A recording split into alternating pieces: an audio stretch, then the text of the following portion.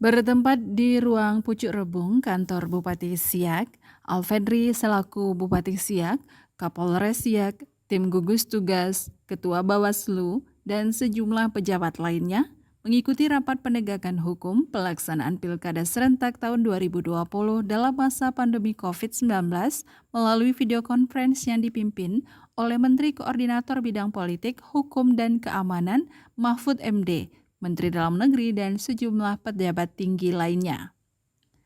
Dalam rapat tersebut dijelaskan bahwa hasil pengawasan pendaftaran bakal pasangan calon pilkada serentak tahun 2020 terdapat 243 pelanggaran protokol kesehatan di berbagai daerah.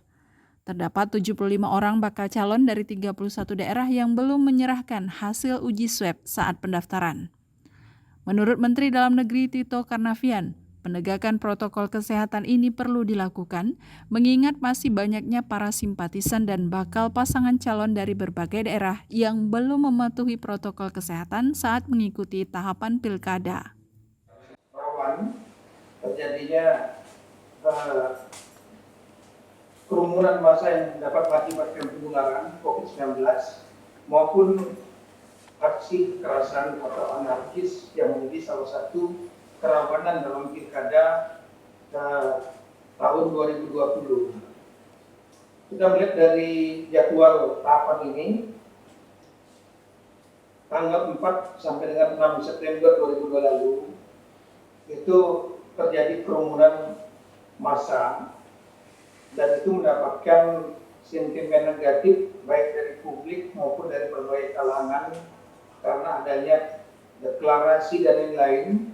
Di kantor KPUD-nya aman, tapi di luar kantor terjadi deklarasi, bahkan ada yang menggunakan musik, kemudian arak-arakan, ada yang juga konvoy dan lain-lain.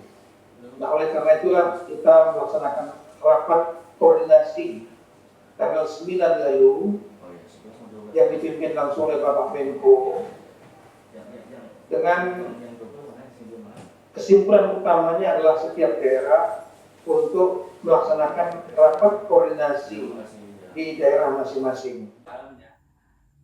Selain itu, Menteri Koordinasi Bidang Politik, Hukum, dan Keamanan Indonesia Menko Polhukam Mahfud MD mengungkapkan, bagi daerah yang melaksanakan pilkada harus memperhatikan zonasi resiko COVID-19 di tiap-tiap daerah, mulai dari tingkat kabupaten hingga tingkat desa, sehingga pilkada di tahun ini tidak menimbulkan klaster baru COVID-19 pilkada.